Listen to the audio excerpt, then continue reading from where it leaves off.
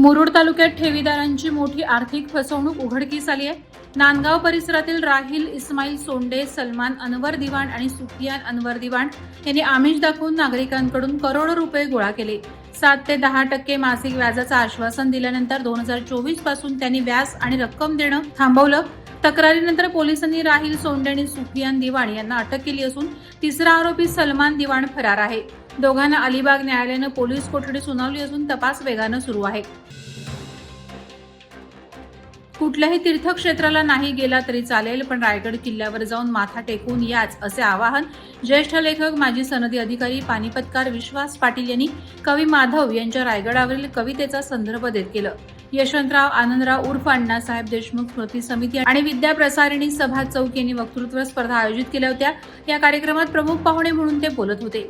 यावेळी त्यांनी राजधानी रायगड आणि नेताजी पालकर यांचे जन्मगाव चौक येथील इतिहास उलगडत विद्यार्थ्यांना सांगितला।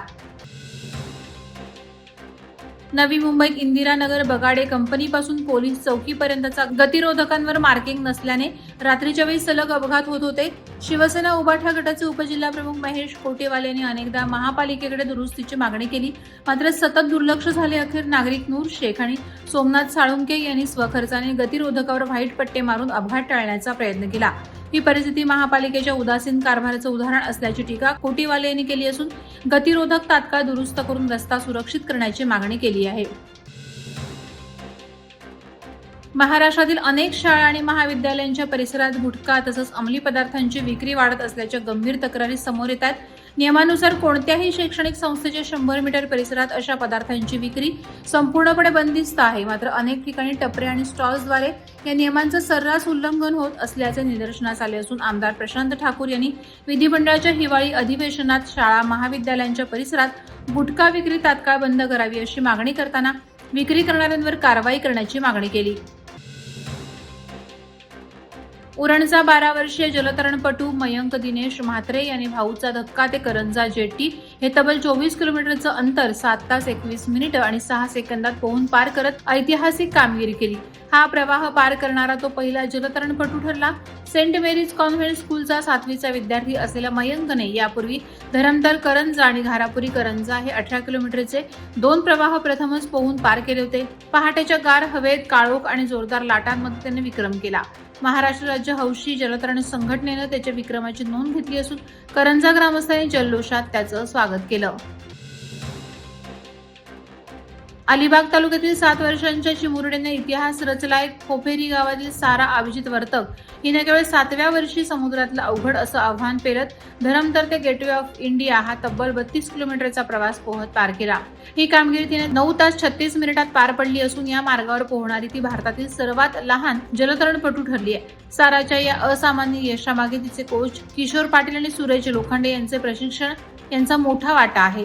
त्यांच्या प्रोत्साहनामुळे सारामध्ये आत्मविश्वास, धैर्य आणि आव्हान जिंकण्याची ताकद निर्माण झाली। उरण वाहतूक शाखेकडून वेशवी प्राथमिक शाळेतील विद्यार्थ्यांना रस्ते सुरक्षा आणि वाहतूक शिस्त याबाबत मार्गदर्शन करण्यात आलं। रस्ता ओलांडताना डावीकडे उजवीकडे पाहण्याचे महत्त्व, झेब्रा क्रॉसिंगचा वापर, शाळेच्या बसमध्ये चढताना उतरताना सुरक्षितता, सायकल चालवताना डाव्या बाजूने चालवणे, हेल्मेटचे महत्त्व, रस्त्यावर धावत पळत न जाणं, मोठ्या वाहनांपासून अंतर ठेवणं, मोबाईल हेडफोन वापरून रस्ता न ओलांडणे याबाबत सूचना देण्यात आल्या। तसेच रस्त्यावर अपघात दिसल्यास लगेच शिक्षकांना सांगणे, 100 किंवा 112 वर कळवणे याबाबतही प्रबोधन करण्यात आलं।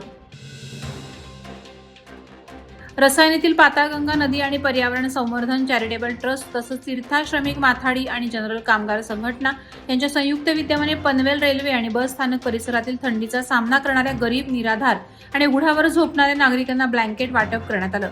वाढत्या थंडीपासून संरक्षण मिळावं आणि माणुसकीची ऊब प्रत्येकापर्यंत पोहोचावी हा या उपक्रमाचा उद्देश होता।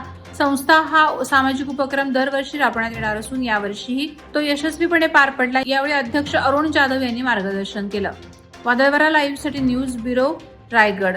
नवी मुंबई व रायगड जिल्ह्यातील ताज्या बातम्या आणि घडामोडींसाठी सबस्क्राईब करा वादळवारा लाईव्ह चॅनल आणि दाबा बेल आयकॉन।